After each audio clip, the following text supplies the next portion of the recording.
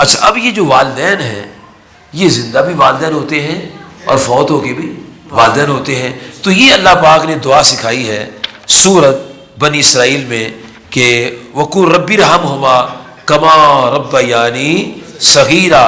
یہ دعا ہے جو اللہ پاک نے زندہ والدین کے لیے بھی سکھائی ہے اور فوت شدہ والدین کے لیے بھی سکھائی ہے. وہ کیا اس کے معنی کیا ہے؟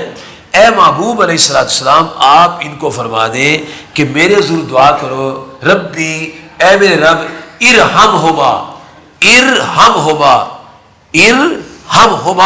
ان دونوں پر رحم فرما، کما ربیانی صغیرا جیسے ان دونوں نے بچپنے میں مجھ پر رحم فرمایا تھا.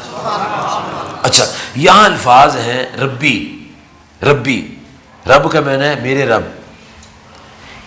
اگے ربیانی، ربی ایک رب، ربیانی دو رب.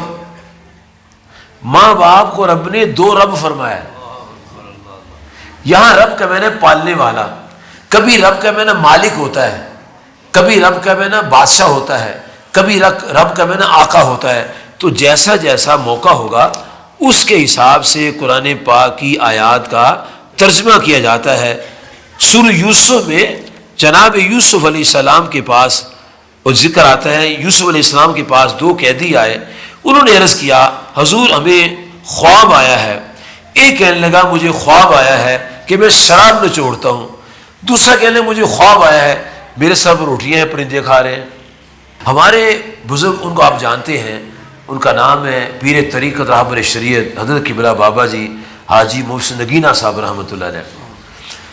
ایک شخص نے ان کے سامنے کسی کا نام لیا سختی سے. آپ نے بولا نہیں بیٹا، نام ذرا حساب سے لیتے ہیں. وہ جس کا تم نے نام لیا ہے ہو سکتا ہے مجمع میں اس کے ماننے والوں کو بیٹھا ہو، اٹھ کے چلا جائے گا، بات نہیں سنے گا. تو بجائے یہ کہنے کہ تم صاحب کہہ دو کہ فلاں صاحب نے کہا ہے، کہہ دو لو جی اس کو صاحب کہیں، وہ تو یہ ہے وہ ہے. میں دیکھو قرآن پاک میں اللہ پاک نے یوسف علیہ السلام کا واقعہ پڑھ کے دیکھو. انہوں نے اپنے قید کے صاحب سے کہا یا صاحب السجن، اے میرے قید کے صاحب. وہ حالانکہ مشرک تھے.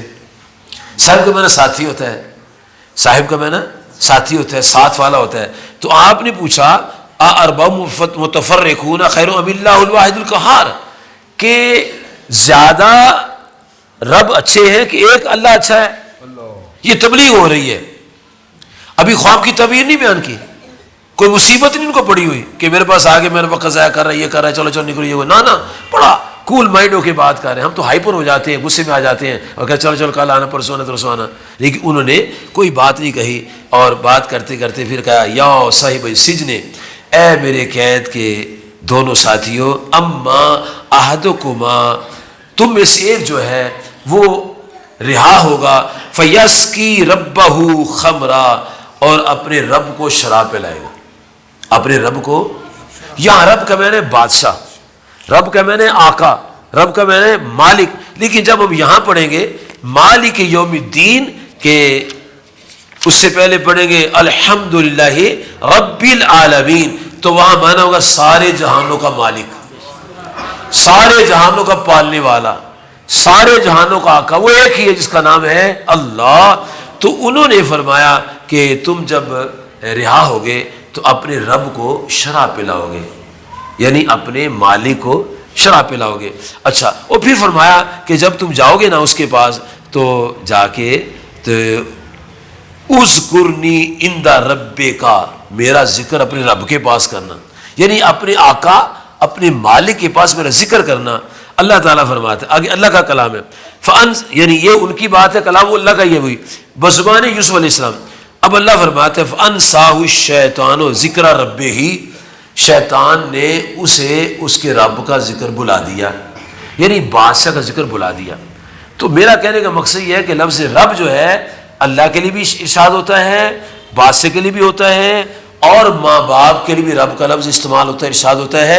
اللہ پاک نے فرمایا کہ اے لوگو تم دعا کرا کرو یا اللہ ارحمہما، ہمارے ماں باپ پر رحم فرما، کما ربیانی صغیرا، جب میں چھوٹا تھا یہ دونوں میرے رب تھے، پالنے والے تھے، تو مولا جیسے انہوں نے مجھ پر رحم فرمایا آج تو میرے ماں باپ پر رحم فرما۔